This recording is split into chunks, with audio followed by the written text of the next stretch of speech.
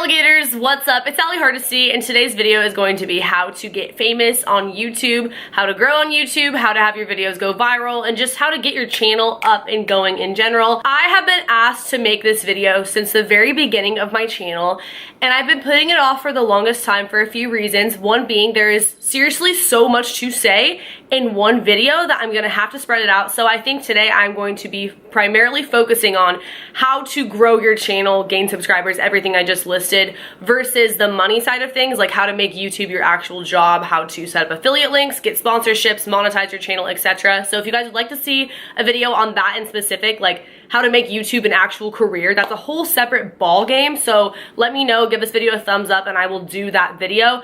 This is the second video in my series of like how to with social media vids. I did a how to get famous on Instagram video that actually is approaching 500,000 right now. So I was pretty impressed. I didn't expect it to do that well, but I guess a lot of people don't really talk about these things, or at least give like real tips.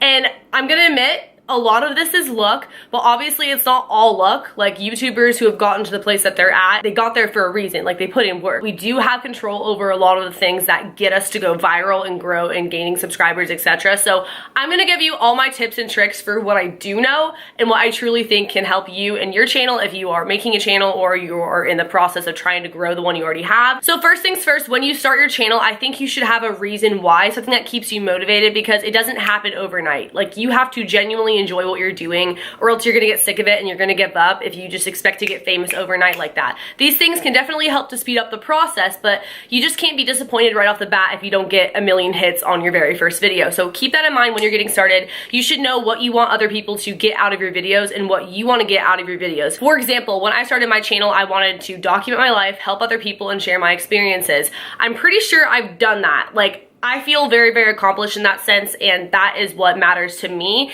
And I think that people can see that in my videos. I have shared things that other people couldn't necessarily talk about unless they went through the same thing. For example, my ADD, that's something I've struggled with my entire life. I've made videos about it, and people can see in my videos how real I'm being when talking about that subject. So a lot of people do suggest that when you make a channel, you should do like the cliche how-to videos, because people easily search those. If that's what you want to do that. But I would suggest doing something that still relates to you, so you can add your passion and your personal input to whatever you're talking about. So yeah, how-to videos, they do get hits right off the bat. I never really went that route. I didn't even actually hear that piece of advice till much later, but if you do a how-to video, it's definitely gonna show through the video if you actually care about whatever it is that you're doing a how-to video on. Don't just make a video because you think it's gonna do well or you think people would wanna see it. If that was the case, you guys, I would do a lot of certain types of videos that I've never done, or I would do more of, because I know that those are things that do well. But do what you personally have a passion for and wanna talk about and have experience with. Think of something that makes you unique and that people go to you for. If they have a question, they want to know how you have followers on Instagram. They want to know how you grew your hair out the way that you did. They want to know why you wear colored contacts and where you get them from and how you put them on, etc. If you're doing like a how-to kind of video, or if you want to do a story time, what is your go-to experience that you tell people when you meet them right off the bat? Like the craziest thing that's ever happened to you that people are genuinely interested in hearing about. Keep that in mind. Same thing with conspiracy theories. It has to be what you're genuinely passionate about and what people know you for, even if it's not on the internet yet. It could just be in your personal life, in high school, whatever it is. Don't feel awkward when filming. I promise I'm gonna get to the technical stuff later in this video, but don't feel awkward. I felt so weird talking to myself in a camera in the beginning, and it definitely showed. So think about what you notice and what you like in other creators, whether it's their editing style or the way they get really close to the camera, or the way they laugh, or they're super bubbly, or they make corny jokes, and try to incorporate that into your videos, because you know that you like seeing those in other people's videos. But be yourself. Don't try to be Jenna Marbles or Shane Dawson.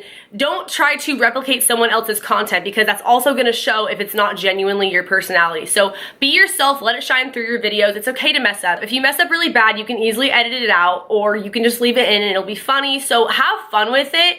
Don't put yourself under a bunch of pressure when it's your first time filming, because I know I did. I felt like everything I said had to be perfect, and sometimes I still feel that way. So just know that you're in a safe place and that people ultimately will watch you for your personality, not just your content. So don't feel like you have to be a alien or a robot when speaking and sharing whatever it is that you have to say. You can mess up, you can make mistakes, you can burp, you can do this and that. If anything, it'll just make the content more relatable and funny. Once you get a decent amount of following, which I'll I'll talk more about how to do that. You're gonna wanna do a Q&A video because you want people to get to know you as a person. You don't have to do a Q&A, but I would definitely suggest opening up because it makes your relationship with your subscribers that much more closer if they know who you are, where you came from, why you're doing YouTube, what's your purpose on here, are you in school, how old are you, what's your favorite color, whatever. Just basically getting to know you as a YouTuber, because I know the people that I watch on a consistent basis, I feel like they're my friends, or at this point being a YouTuber, like they actually are my friends in real life, but that's because I've gotten to know them through their videos or outside of their videos because they're personable. The next thing is thumbnails, and arguably I feel like these could actually be more important than titles a lot of the time. I use PicMonkey. Pretty much every YouTuber uses PicMonkey. I use the free version. You can pay for the other thing if you want to, but I've never used it. I've never found it to be necessary, and you can just either screenshot the video or take a picture and then go on there, add emojis, edit it however you'd like to. And when I first started, I didn't even know that you could do this. I would literally just screenshot the thumbnail randomly in the video and slap emojis on it. So now I try a little bit harder than that because I figured out how to actually do that and how much it really does make a difference. I've also learned that less is more when it comes to thumbnails. Sometimes if you have a bunch of stuff on there, it looks way too overwhelming and people just won't click on it. Sometimes it also doesn't hurt to have something on the thumbnail, like in writing, that's different from whatever the title is. All of this works in conjunction to make your videos do well. Title, tags, and the description box. Those things, they need to match up. That's actually crucial. I learned this not even that long ago, and it has made a huge difference in my channel, in my videos, in my ratings, etc. So if you've noticed, a lot of the time YouTubers, they will put in the first sentence of their description box something having to do with the title. For example, this video is about how to get famous on YouTube. In their title, how to get famous on YouTube. And then in their tags, one of the tags will be how to get famous on YouTube. Because when it's in all different 3 places, when you search how to get famous on YouTube, your video will most likely be one of the first ones to pop up because it makes it that much more relevant. That's why you'll see a lot of repetitive tags and description boxes and titles, because it just makes it get up there when you search it that much easier. Also, Google keywords. I just started utilizing this. Like, to be honest, I could probably do a better job with it still, but if you go to a website called Google Keywords, you type in whatever it is that your video is about. For example, I did a video about how to get famous on Instagram. Type in Instagram. Some of the top search things are how to get famous on Instagram, how to grow on Instagram, how to edit pictures on Instagram. Of course, only if they are in fact relevant to the video, you talked about them in the video, etc. All those tags would fit, so I can slap them into the tag portion of the video, and then they're in there, so if people search for those, my video is also likely to pop up. Overall, I don't think tags matter as much, but they definitely help, especially all 3 together. And I'll let you in on another little secret. I didn't even know this when I started, but I used to give credit. In fact, I still give credit if my video was inspired by another YouTuber. For example, my confronting my ex with the other woman video. I saw Carrie Dayton, who I just did a collab with like a few weeks ago.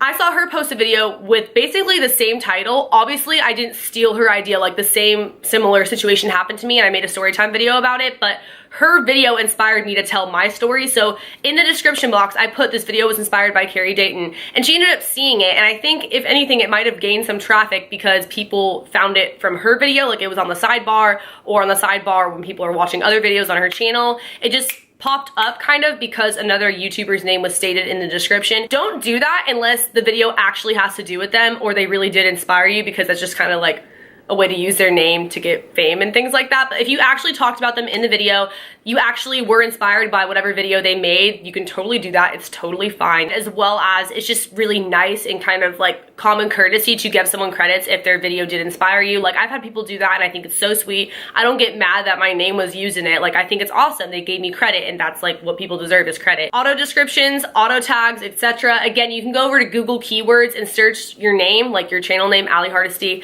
and all my most popular video titles will basically come up, or other things that people commonly search with my name. Those are my auto tags. So every single video, those are automatically in there. I don't have to go and individually type all of them. Same thing with my auto descriptions. I have all my social media, business inquiries, my email address, everything looks the same. And then on top of that, I just add whatever the video is about or other added links that I want to put in there. But it creates a lot less work for you in the long run if you are going to be consistently uploading. Also, make sure that your videos upload automatically to private. I mean, you don't have to, but I didn't even know you could do that for the longest time. So literally, if I put a video live, it would go up at like 3 in the morning if that's just like when I was uploading. Didn't make any sense. So putting them on private means that you can space them out better, which is what I do now. I more commonly have like 5+ videos unlisted or private on my channel before actually making them public for people to see live, like on YouTube. So that is never a bad idea. That way you can film a lot in bulk and spread them out and then film some more. Make sure that the titles and thumbnails are interesting. It doesn't have to be super clickbaity, but make it so that people at least want to click on it, you know, make it look nice. Cross promote, post your stuff on Instagram. If you don't want to post it on Instagram to mess up your feed or whatever, post it on your Insta story. Snapchat, now you can upload pictures from your camera roll, so I'll usually screenshot the video when it goes live and upload it that way, or you can just take a video or picture straight from your laptop or something to indicate that it's now live, the video, when you post it, because that way you get more views. Obviously, share it to Twitter. That really does make a difference, especially in the beginning if you don't really have like an active fan base. Your friends and family might still check it out, so you'll still get some views, some feedback, and some subscribers from that. And then the more you grow, people are probably going to follow your social medias from YouTube. Make sure that you're shouting out your social medias in your YouTube videos and in your description boxes like I already talked about, because those people will go over to Twitter, etc. And then if they don't have your notifications on, or if they don't really come back and actively check your channel, when you post it on your other social medias that they're following, they'll come back and they'll watch your video. So basically, cross promotion is very, very important. It definitely helps to get your videos out there, get more views, and just get more subscribers, and people who maybe were following you on one thing but not the other, they'll go over and follow you on there as well. So it's pretty self-explanatory. Collabing and networking with other YouTubers. So there is a right and a wrong way to do this. One, don't collab with people because you want their subscribers. That is so offensive. People will seriously hate you over that. It's called social climbing. Also, make friends with people first. Don't just try to collab with someone right off the bat. I have made some of the best friends ever through YouTube. Like, it's one of the most amazing ways to connect with people in the whole entire world, especially because you have that common interest with them. And so not even just collabing with that person helps to grow both yours and the other person's channel, but just bouncing ideas off of each other, helping to learn from each other. Maybe they could teach you something that you didn't know and vice versa. It's just really great to be a part of the community. So make sure that you do dive in, DM people, at them, comment on their stuff, and get to know them. Also, commenting on people's videos, believe it or not, that actually helps people to come back to your channel. But don't be that person who comments saying self-promo, check out my channel. I personally never care when people do that. Like, self-promote on my video all you want, but it doesn't really get people to come to your channel unless you did a video very similar. It's more so if you get a top comment or you're showing support, people might click on your channel and go check it out as well, because I know I always read the comments. I don't know about you guys. I've definitely subscribed to people from the comments. If you genuinely enjoy someone's video, let them know. YouTubers really appreciate that, and it helps us trend as well. So you doing that, we're gonna pay it forward probably and check out your stuff at one point or another if we notice you, and other people who notice you in the comments. So